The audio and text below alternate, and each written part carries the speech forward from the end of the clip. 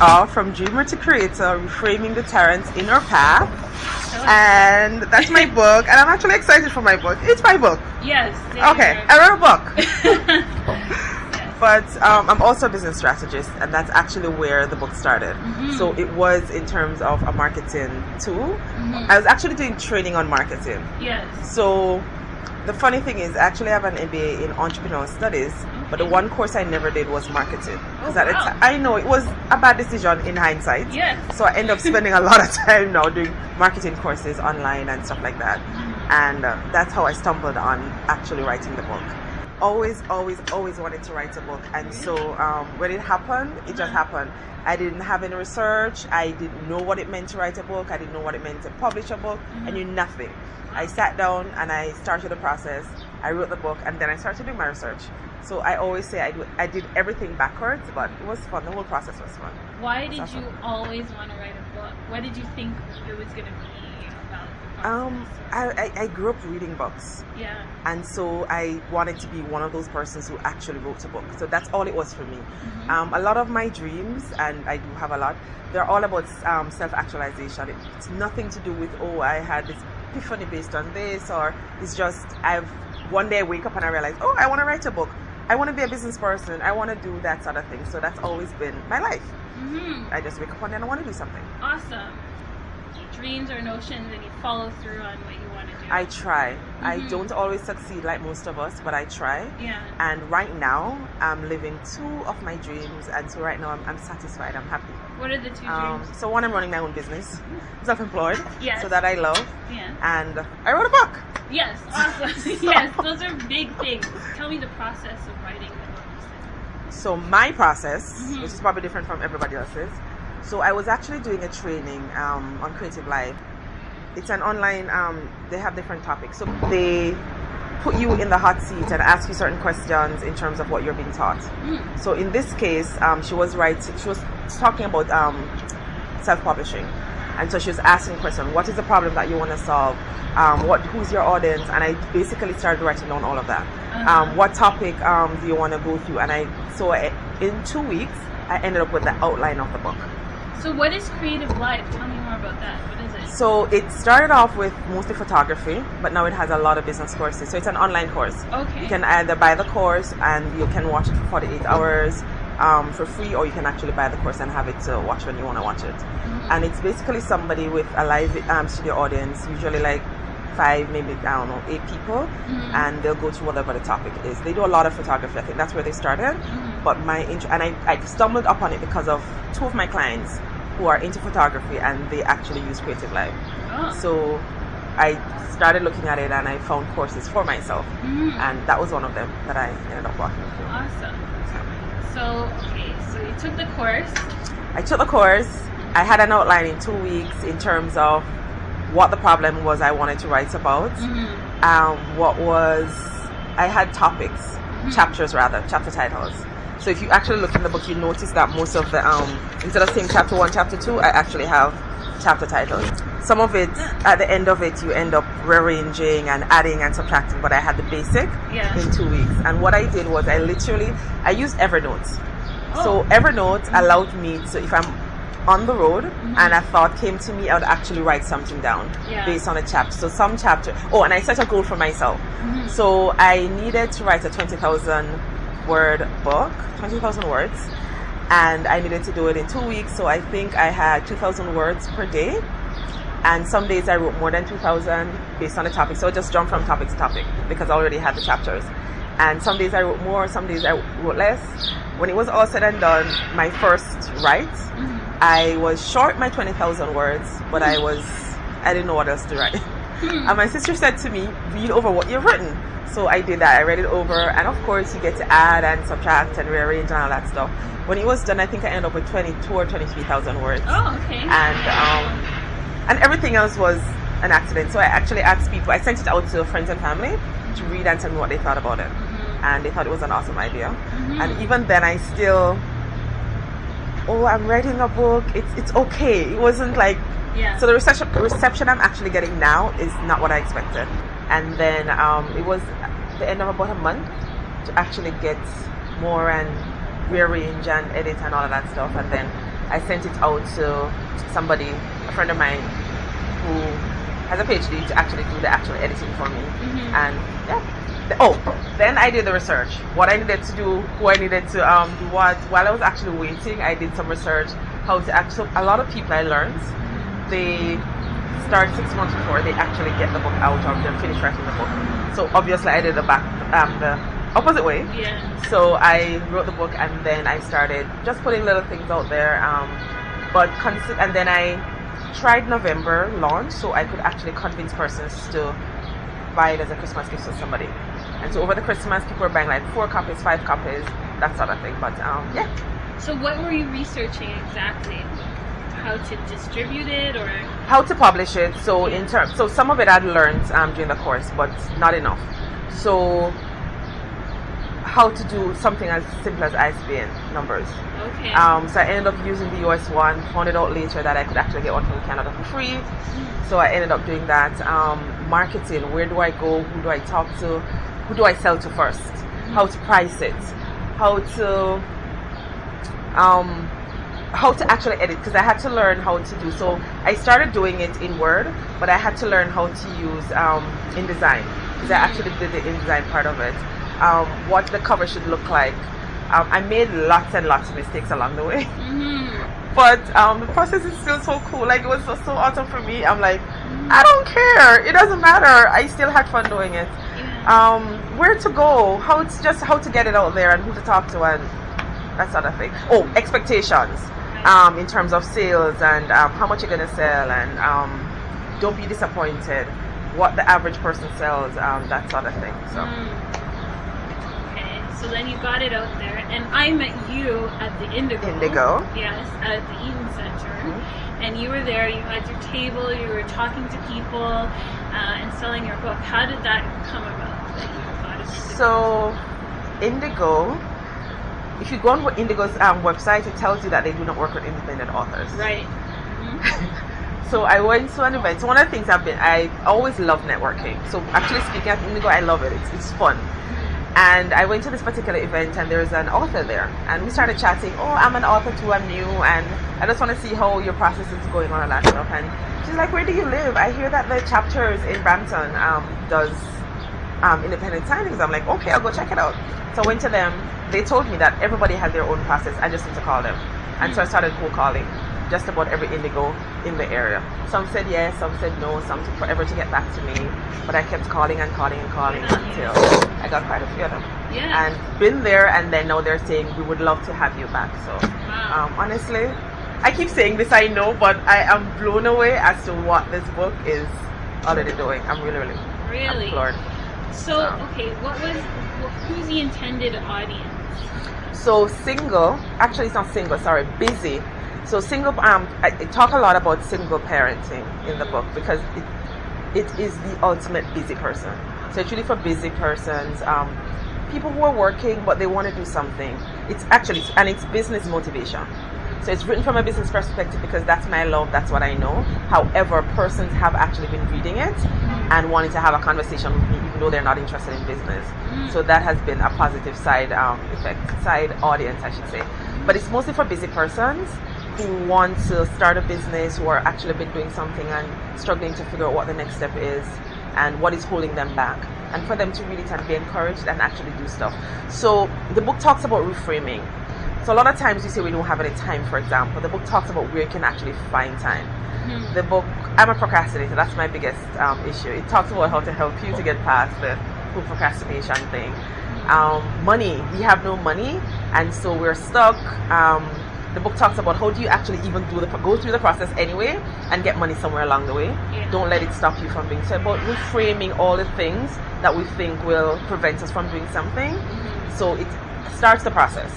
So if you're a busy person, you're sitting down, somebody just recently told me that she started reading hers at work. So you're sitting down waiting, you can read the book, be inspired, and jot down stuff. I even talk about my process of using Evernote to write the book. So Evernote and doing research on the go. So if you're into wanting to get to the next level in your career or just in life in general, then that's basically who the book is for. Yes, I found it was very it was a great instructional, encouraging. It was very encouraging to, okay, you have an idea, you want to start a business, or you've already started, but just to keep going.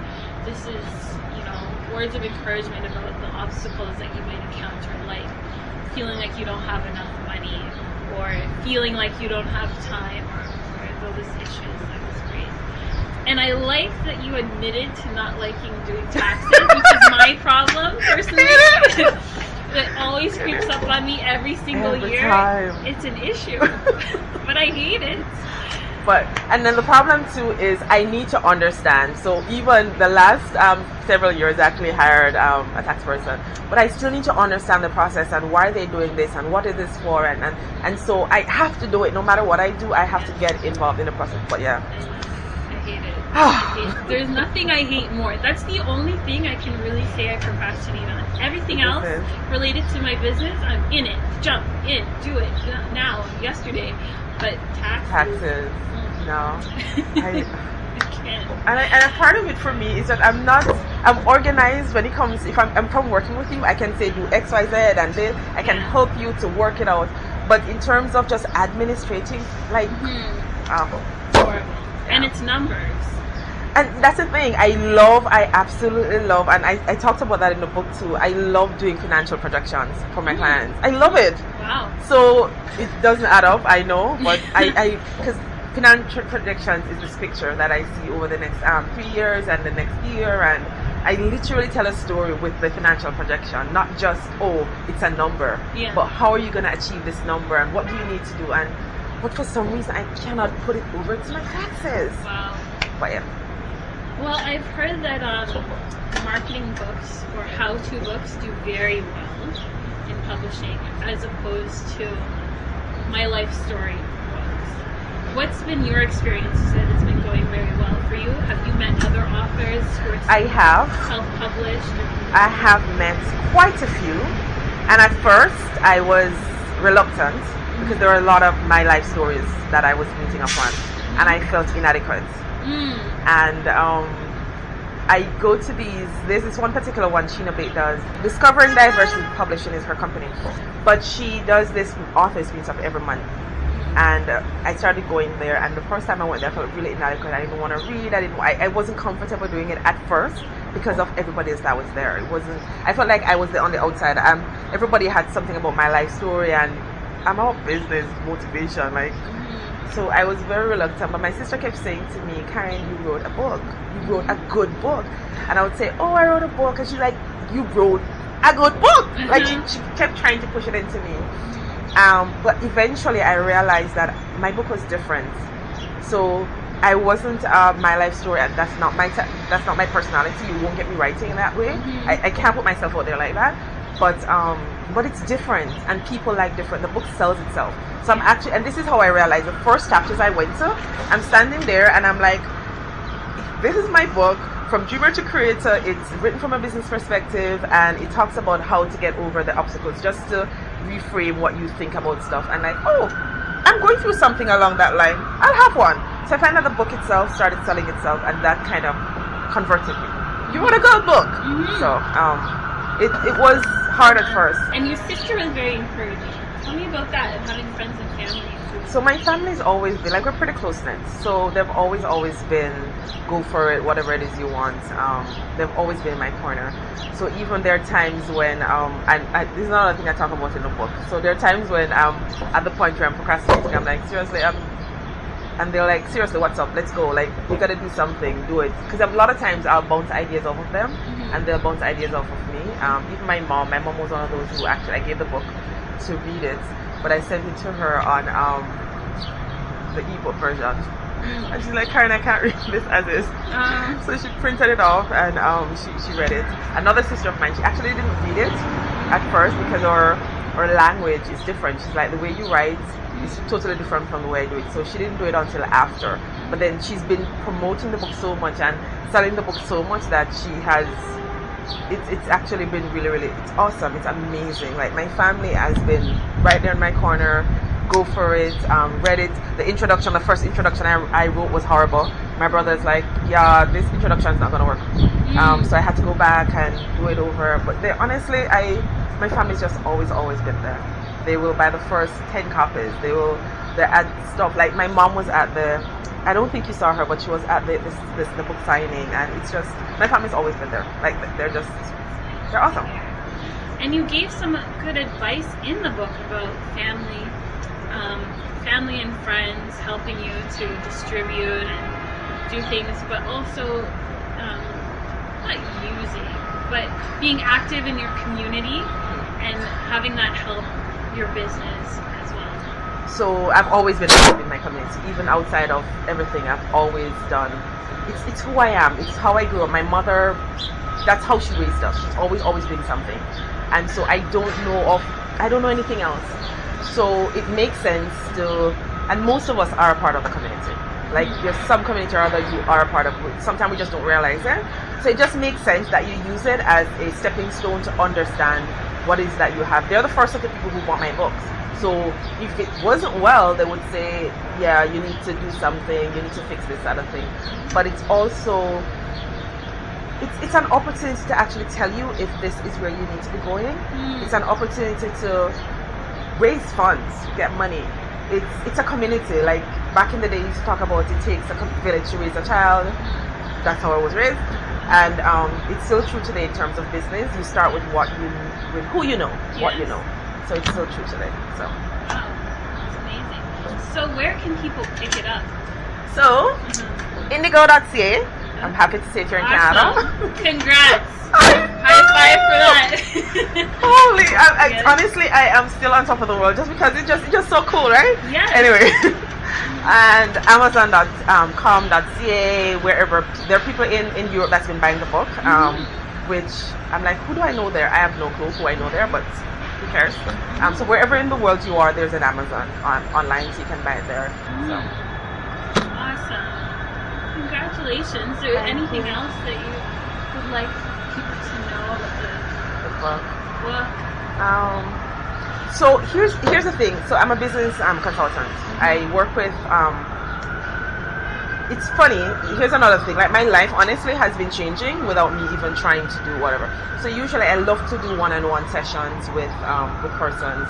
A lot of people, they really have no clue as to what they're doing. They're an awesome chef. They can cook to whatever. But I'm also a researcher, so I'm able to help you, and that's what I have fun doing. So I work a lot with persons. You want to start, or you've been doing something. I help you with a plan. One of my focus is a one-page business plan, then we morph it into more product differentiation. But I recently got a contract for a company, which I wasn't pushing for that, but it just happened. And I'm actually liking it. I was scared at first, but I'm actually liking it as well. So I think I'm going to start advertising for businesses as well. But yeah, and the book itself came from, a lot of the anecdotes in the book is actually from some clients in terms of some of the issues that they were going through, some of the things that prevented them from going to the next level. Yeah, you can find me online. Website, social media. Website is? epigramconsulting.com. And I'm also at, if you carry an M Lowe, for Facebook, as well as Epigram Consulting Services for Facebook, and then there's from Dramatic Creator for Instagram and Epigram Consulting for Instagram, and I'm also on Twitter. So yeah. Okay, good. So all the bases covered. Find Carrot everywhere. And you can get the book no matter where in the world you are. You can get the book, and it's an easy read. Like easy. The persons who have said that they've read it in less than 2 hours. I read it in 2 hours and 15 minutes. So. And it's a dog-eared. My copy is dog-eared several times over. I know. Several sections that you might want to go over and write little notes on the book. Yeah. I'm actually working on a workbook.